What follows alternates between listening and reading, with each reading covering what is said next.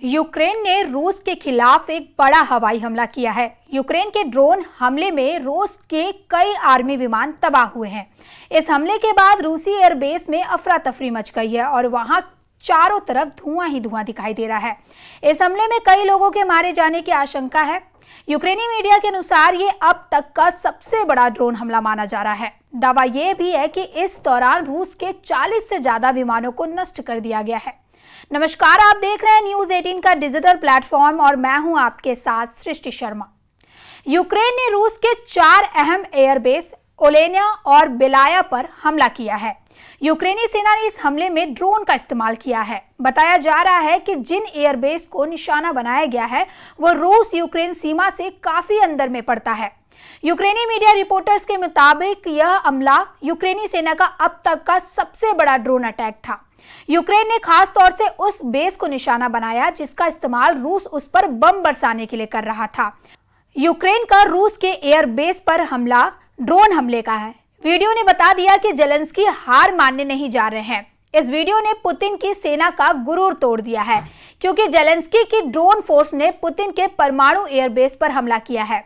ऐसा बेस जो यूक्रेन से 4000 किलोमीटर दूर है। रूस के राष्ट्रपति पुतिन तक भी ये वीडियो पहुंचा है। टारगेट बनाए गए इरकुत्स्क और मरमंस्क में रूस के एयरबेस। दावा है कि ड्रोन अटैक के जरिए 40 से ज्यादा विमान तबाह कर दिए गए हैं। तबाह हुए विमानों में टुपोलेव 95 और टुपोलेव 22 परमाणु बम वर्षक शामिल हैं।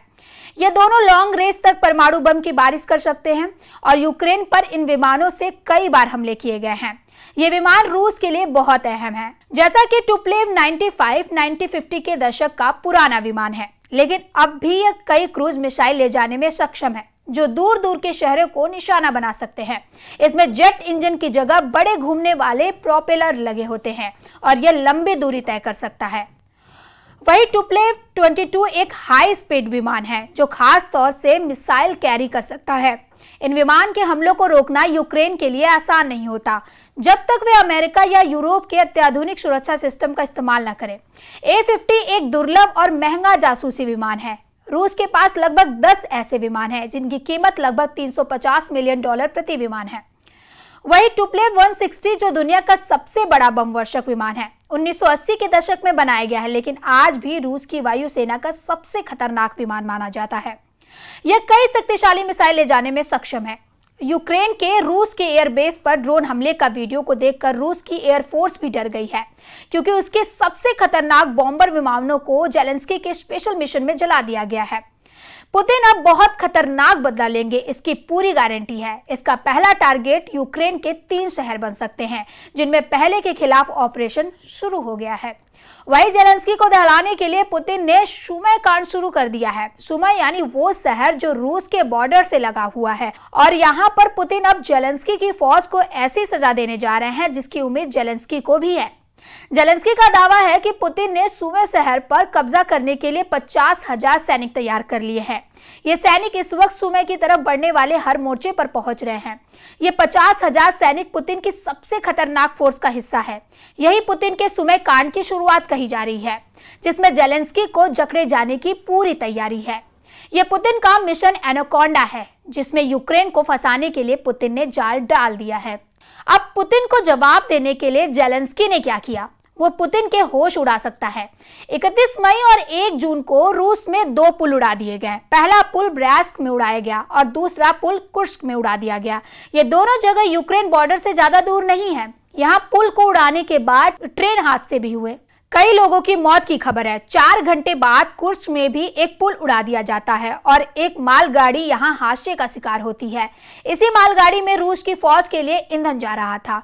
लेकिन आपको बता दें कि पुतिन को कमजोर करने के लिए जेलेंस्की जो लड़ाई लड़ रहे हैं वो पुतिन बहुत पहले जीत चुके हैं।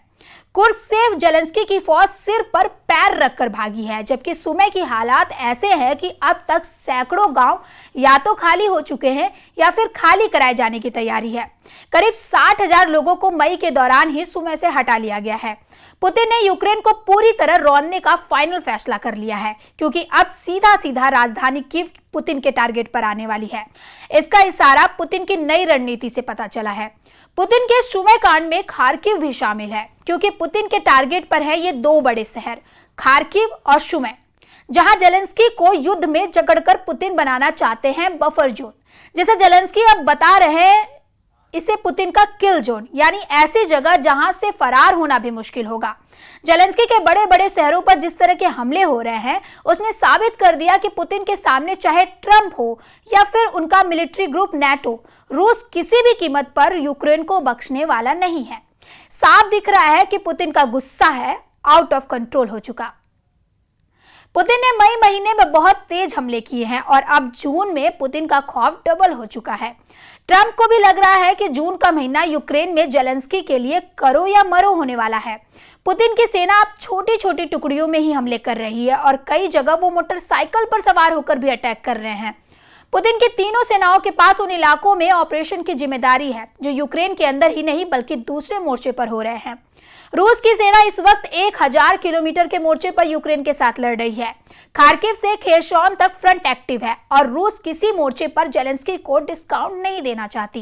पुतिन की तरफ से ऑर्डर साफ है कि अब यूक्रेन को हराने से कम किसी बात पर फैसला नहीं होगा। ये बात जेलेंस्की को भी बहुत अच्छी तरह मालूम है, इसलिए सुमी और खार्किव का मोर्चा कब ढह जाएगा इसका डर यूक्रेन की मिलिट्री लीडरशिप में भी ऊपर तक फैला हुआ है। जेलेंस्की को घेरने के लिए रूस ने 1.5 लाख सैनिक तैनात करने की तैयारी कर ली है। ये खबर यूक्रेन के सूत्रों से पता चली है। इसमें 15 इंफेंट्री डिवीजन है। एक डिवीजन में 10,000 सैनिक होते हैं। अगर ऐसा हो रहा है तो साफ है कि पुतिन सीज फायर नहीं, अब यूक्रेन पर डबल फायर करना चाहते हैं। सवाल है कि जेलेंस्की के 1.5 लाख नए सैनिक घेरेंगे तो तस्वीर क्या होगी, क्योंकि रूस कम सैनिक होने के बावजूद यूक्रेन पर भारी पड़ा है। रूस ने 3 साल के युद्ध में यूक्रेन में जिन जिन इलाकों में कब्जा किया है उसे लेकर दोनों तरफ हजारों नहीं लाखों सैनिकों की मौत हुई है। यह दावा तो खुद यूक्रेन की तरफ से भी किया जाता है, लेकिन जेलेंस्की को साफ लग रहा है कि नए 1.5 लाख सैनिक अगर उतरेंगे तो 4 शहरों पर मुसीबत टूट सकती है। पहला है पूर्वोत्तर में खार्किव और दूसरा सुमी, तीसरा दक्षिण पश्चिम की तरफ ओदेसा और चौथा उत्तर में राजधानी कीव। इन चारों शहरों को बचाने के लिए जेलेंस्की को और मदद चाहिए होगी, फिर चाहे वो नेटो हो या फिर कोई और जरिया। जेलेंस्की के लिए फायर पावर बढ़ाना मजबूरी बन जाएगा और उसके बाद उनके सामने अमेरिका के आगे भी हाथ फैलाने के अलावा कोई रास्ता नहीं बचेगा। रूस या अन्य देशों की तरफ से भी अभी इस हमले की आधिकारिक पुष्टि नहीं हुई है और कुछ जानकारियां बदल भी सकती हैं, लेकिन यदि यह सच है तो यूक्रेन का रूस की वायु शक्ति पर अब तक का सबसे बड़ा हमला माना जाएगा। यूक्रेन ने कहा कि उनके ड्रोन आगे भी उड़ते रहेंगे और जवाबी कार्रवाई जारी रखेंगे। इस खबर में इतना ही। धन्यवाद।